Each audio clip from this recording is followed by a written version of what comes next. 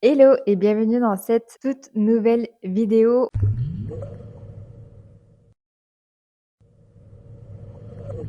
Aujourd'hui, on va parler d'un sujet qu'on sous-estime un peu trop souvent et c'est le sommeil et plus particulièrement comment il impacte ta peau. Perso, je le vis toujours. Quand je dors mal, ma peau est plus terne, plus réactive, elle est aussi beaucoup plus sensible. Mon visage est gonflé. Bref, tu compris le délire. Et pourtant, dans toutes les vidéos skincare, on parle des produits qu'on doit appliquer, des bons gestes, des actifs qu'on doit intégrer, mais il est très rare qu'on parle de sommeil alors que c'est tout aussi important que les produits qu'on applique sur sa peau. Donc, dans cette vidéo, je vais te partager pourquoi c'est un pilier fondamental, comment il va impacter ta peau et je vais te laisser avec quelques astuces hyper simples que tu peux mettre en place dès ce soir pour mieux dormir. Et clairement, le sommeil, c'est pas juste une trend pour améliorer l'état de ta peau, mais c'est un besoin vital autant pour ta peau que pour ton bien-être. Je vais commencer par t'expliquer un peu ce qui se passe au niveau de ta peau pendant la journée. Elle subit énormément de choses, dont la pollution, les UV, le stress oxydatif, le vent, le froid, les agressions extérieures. Bref, elle subit énormément et en fait, elle est en mode défense toute la journée. Et au contraire, la nuit, elle passe en mode réparation active. Ça veut dire que la microcirculation va s'activer pour nourrir tes cellules. La production de collagène va augmenter. La régénération de ta peau est multipliée. Les tissus vont se réparer et tout ce qui est rougeur, micro-lésions vont être pris en charge à ce moment-là. Et c'est aussi pendant la nuit que les produits que tu as appliqués sur ta peau sont mieux absorbés et mieux utilisés. Donc, si tu veux que tes produits fonctionnent correctement et à leur plein potentiel, il faut quand même que ton sommeil suive derrière. Et à l'inverse, en fait, si tu dors mal ou pas assez, eh bien ta peau va rester bloquée en mode défense et elle n'aura pas le temps ni les ressources nécessaires pour se mettre en mode réparation. Donc en fait, tu vas te retrouver avec un teint terne, une barrière cutanée affaiblie, tu auras plus d'inflammation, il est possible que tu aies aussi plus de boutons si ta peau est sujette à l'acné ou aux imperfections. Tes rides et ridules peuvent se marquer beaucoup plus vite, ta peau sera peut-être plus sensible, ton teint il sera plus brouillé. Bref, c'est pas des choses qu'on aimerait avoir dès le réveil. Et tout ça, ça peut arriver même si tu as une skincare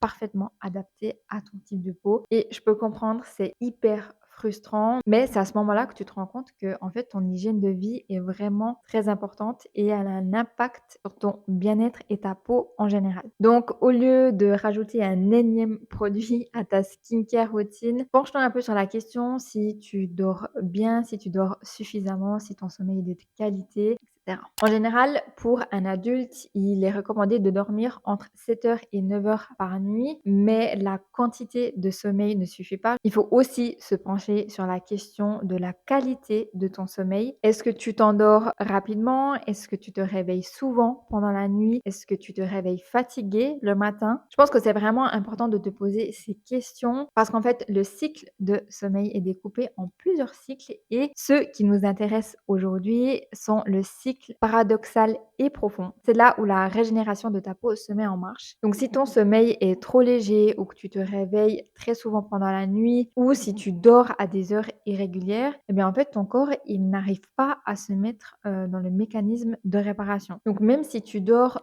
par exemple 9 heures par nuit mais que ton sommeil est découpé parce que tu te réveilles souvent, eh bien c'est possible que ta peau ne récupère pas correctement ni comme elle le devrait. Donc bien évidemment, quand tu dors bien, ta peau se régénère mieux, elle est plus lumineuse, les inflammations sont réduites, la cicatrisation s'accélère, tu as la peau beaucoup plus rebondie, mais ce n'est pas tout. Comme je l'ai dit en début de vidéo, le sommeil c'est bien pour ta peau, mais ça l'est aussi pour ton bien-être. Donc quand tu as un bon sommeil, tu as un très bon système immunitaire, ce qui veut dire que tu tombes moins souvent malade et que ta peau est mieux protégée des agressions extérieures. Tu as aussi une meilleure gestion du stress et de l'anxiété, donc c'est très bon pour ton équilibre hormonal et donc aussi pour ta peau. Tu as une mémoire beaucoup plus efficace et une meilleure concentration. Et crois-moi, moi, c'est le symptôme numéro 1 que je remarque dès que je ne dors pas bien du tout. Ton humeur est aussi beaucoup plus stable, donc tu es beaucoup moins irritable. Tu as aussi un meilleur équilibre hormonal, donc c'est excellent aussi pour la digestion et comme je l'ai dit juste avant aussi pour ta peau. Tu as aussi beaucoup moins de fringales, donc ça équilibre aussi ta glycémie glycémie et ça t'évite de manger plus de sucre, ce qui favorise forcément les imperfections. Et en général, tu auras tout simplement plus d'énergie pour vivre. Donc je pense que tu l'as bien compris, le sommeil, c'est pas uniquement pour avoir une belle peau, mais c'est vraiment une partie fondamentale pour ton bien-être. Pour terminer cette vidéo, je vais quand même te donner quelques conseils pour mieux dormir. Après, il est très important de souligner que ce qui fonctionne pour moi ne va pas forcément fonctionner pour toi. On est toutes des personnes différentes. Là, je vais te faire uniquement une petite liste pour t'inspirer ou te donner des idées. Donc, prends vraiment ce qui te donne envie et teste-le pendant quelques temps pour voir si ça te convient et si ça fonctionne pour toi. Le premier conseil que je peux te donner, c'est de lire quelques pages le soir. Je sais que pour moi, c'est hyper efficace. Ça m'aide énormément à m'endormir parce qu'en fait, ça me permet à mon cerveau de se couper totalement des pensées que je pourrais avoir